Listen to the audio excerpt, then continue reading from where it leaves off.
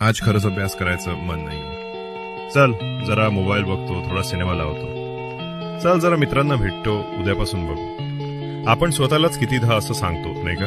पण एकदा विचार करून बघ, छत्रपती शिवाजी महाराज जर म्हणाले असते आज युद्ध करायचं मन नाहीये, तर स्वराज्य कसं उभं राहिलं असतं? डॉक्टर बाबासाहेब आंबेडकर जर म्हणाले असते आज पुस्तकं वाचायचं मन नाहीये, तर त्यांनी 30 पेक्षा जास्त डिग्री कशा मिळवल्या असत्या? एपीजे अब्दुल कलाम जर म्हणाले असते आज प्रयोगशाळेत काम करायचं मन नाहीये, तर देशाला मिसाईल मॅन मिळाला असता का?